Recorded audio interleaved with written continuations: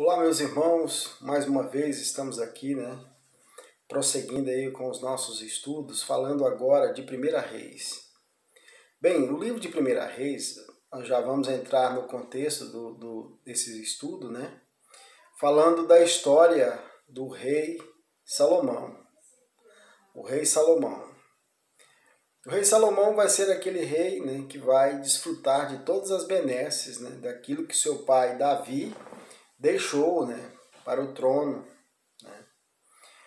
E haja visto que assim que Salomão vai assumir o trono, Salomão vai fazer aí uma petição ao Senhor, Ele vai pedir ao Senhor que lhe dê sabedoria para gerir, aquela tão grande nação.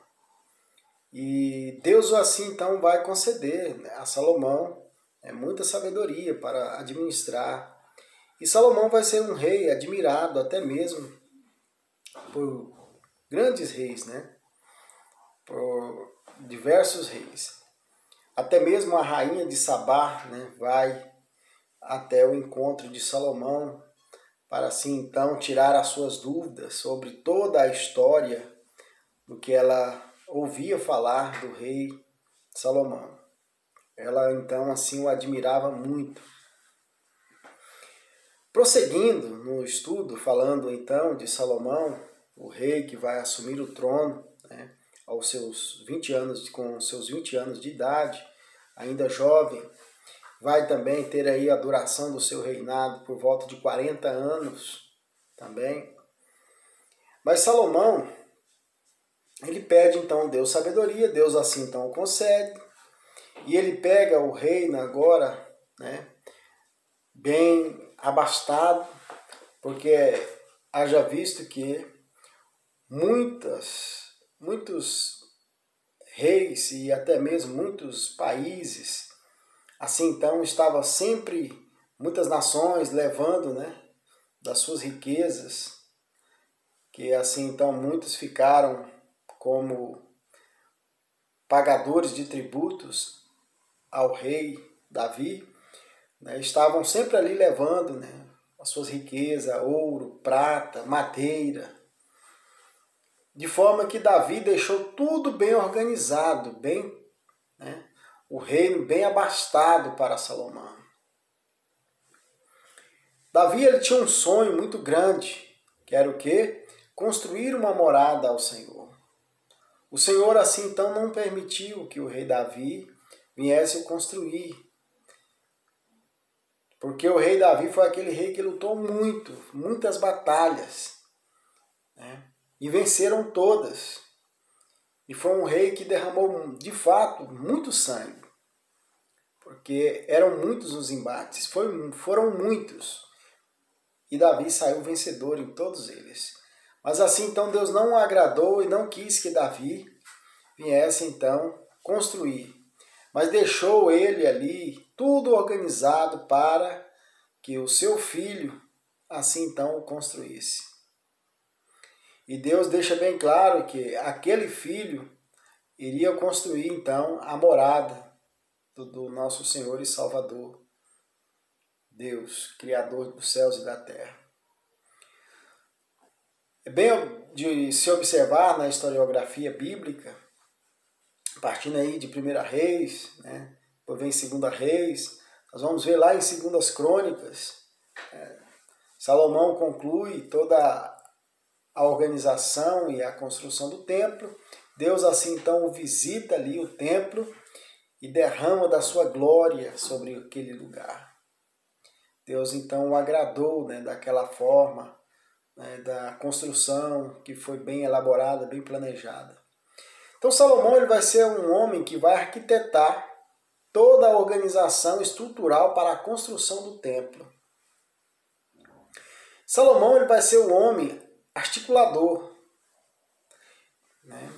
Ele pediu ao Senhor sabedoria e o Senhor assim então o concedeu. Ele vai ser aquele articulador que vai estar sempre articulando as formas, os meios para elaborar os trabalhos.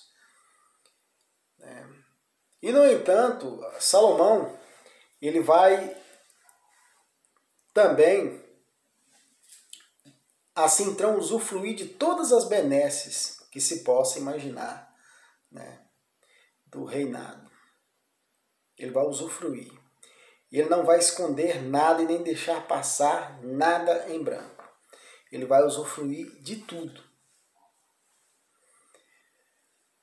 Mas a gente vai ver que no contexto da história, Salomão, ele vai começar a caminhar por passos, para os passos errados, quando ele assim então faz a opção, né, por aquelas 700 mulheres pagãs e aquelas 300 concubinas pagãs, na soma total 1000 mulheres.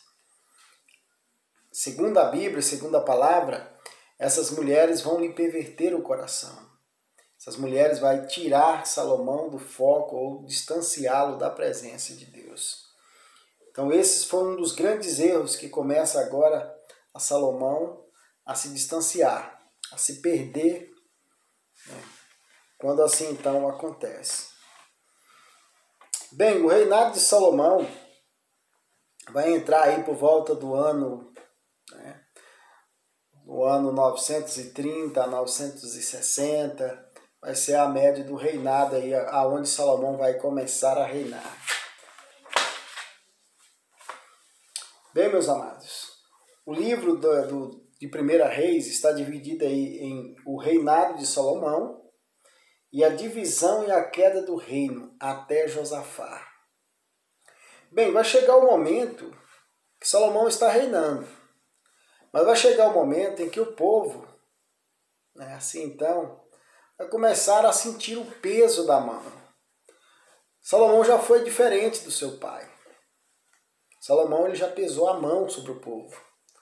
O povo já começou a sentir pesados tributos, um rei que estava querendo muito usufruir, né, e assim então subjugar as pessoas.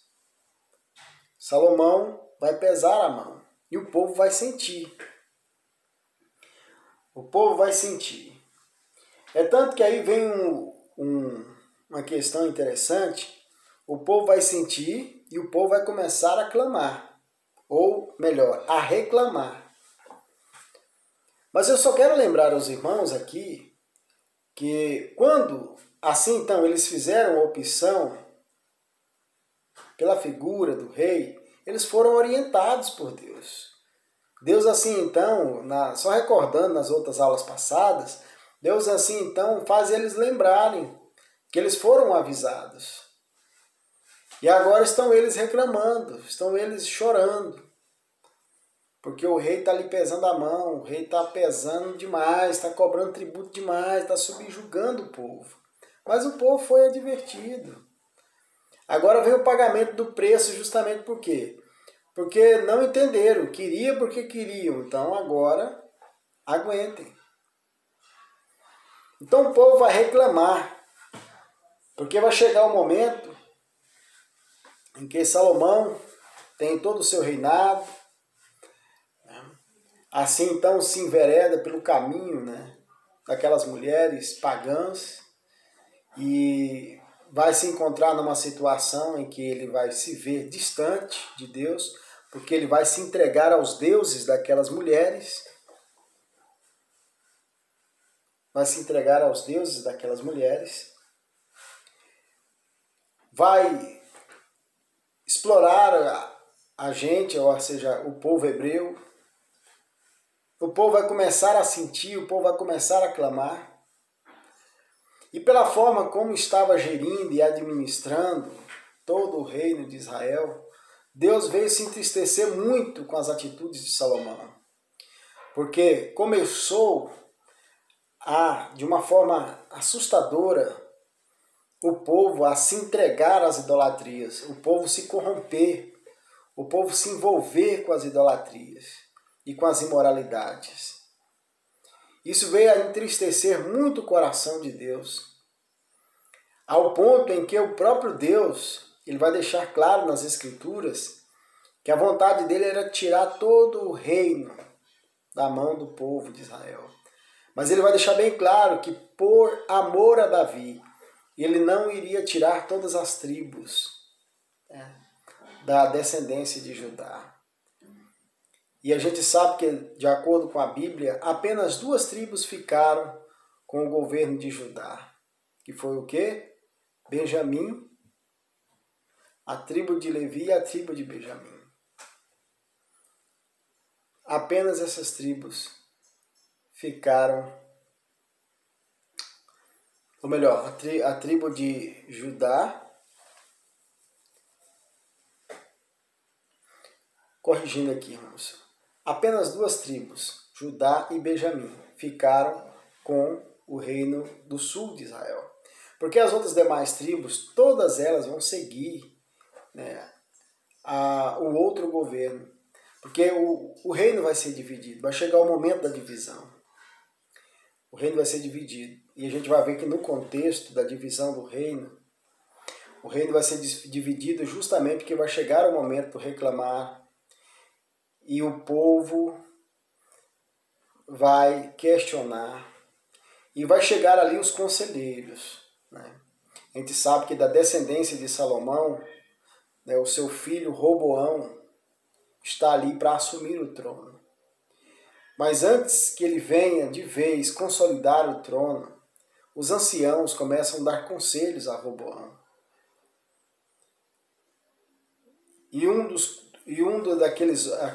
Aqueles homens, os anciãos, chegam até Roboão e começam a dizer: olha, alivia o jugo, alivia o fardo desse povo tão sofredor, porque o seu pai pesou demais o fardo, o jugo foi pesado, alivia. E essa gente será, né, sempre fiéis a ti, ou estará sempre ao seu lado.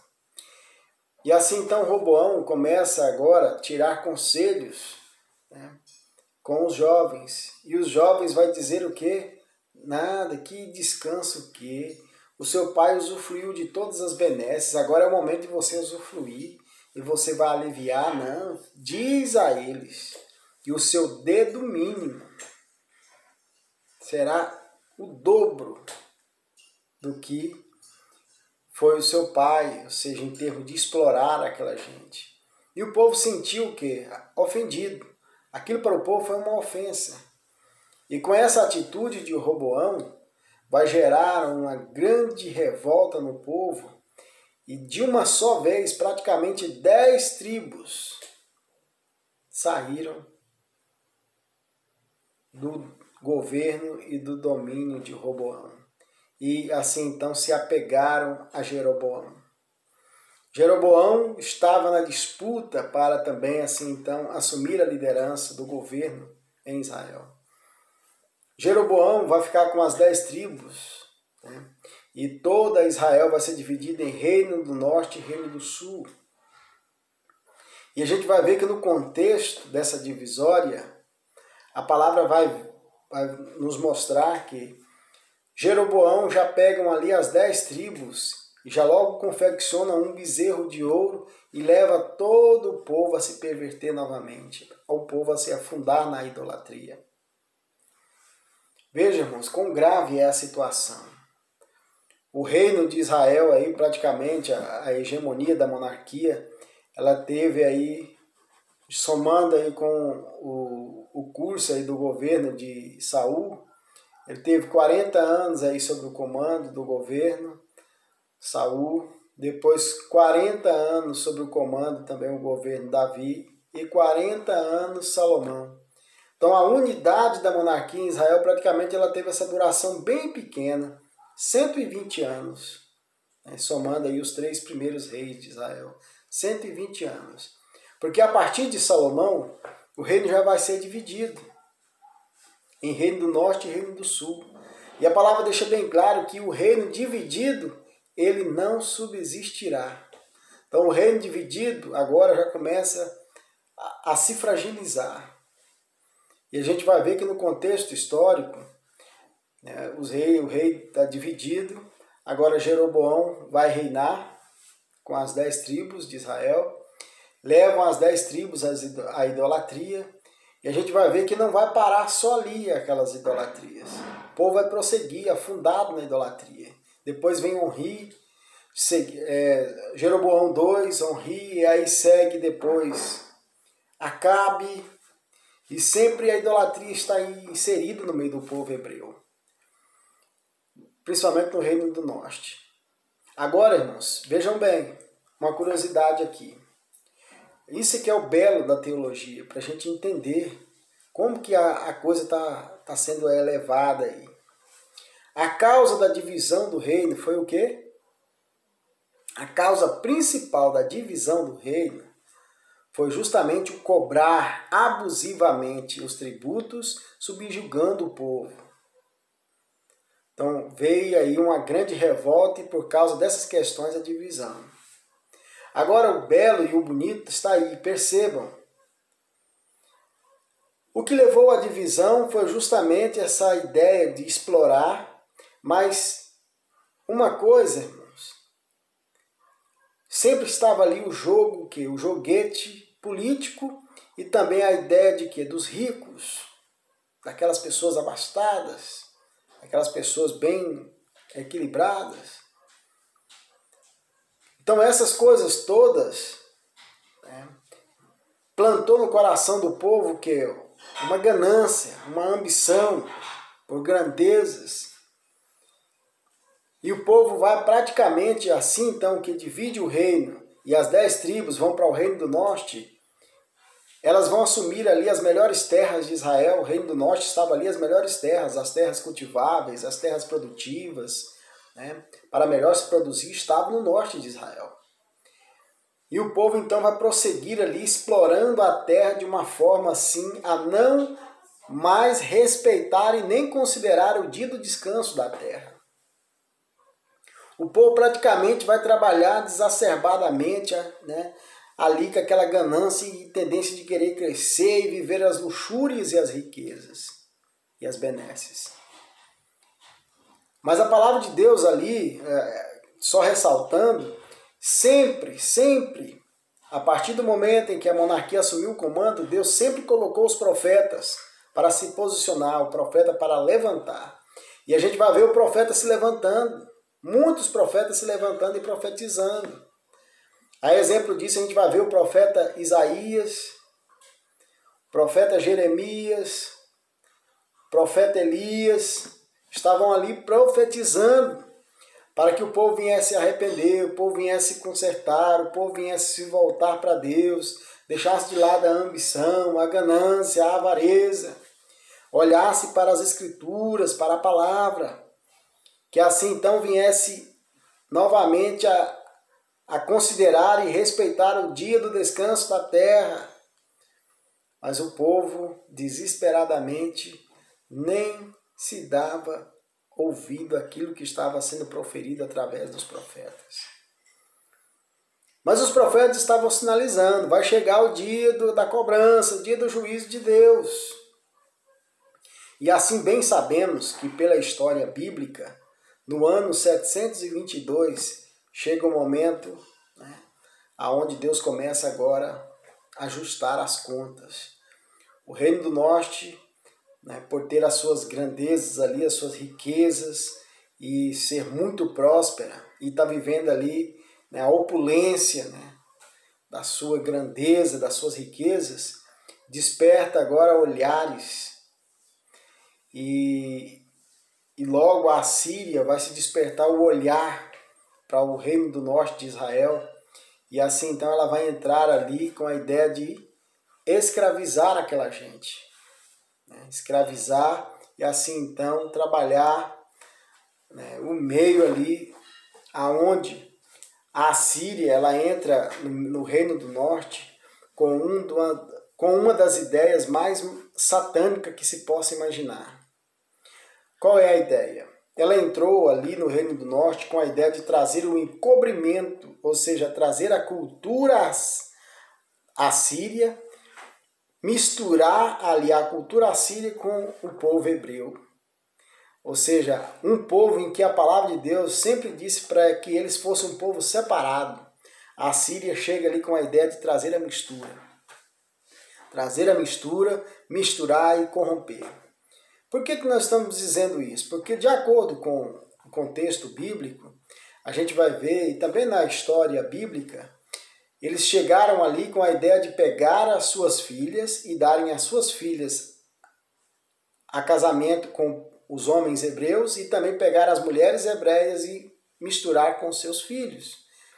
E assim então eles trazendo a cultura deles, sobrepondo a cultura hebraica, com a ideia de trazer o encobrimento, ou seja, apagar a cultura. Mas Deus sempre tem os seus meios para tirar as ações malignas do meio do povo. Logo que a Assíria entra com essa ideia, a Assíria ela estava só crescendo cada vez mais. Ela vai descer para o Egito numa batalha, e assim então, naquela batalha travada, ela vence os egípcios e volta.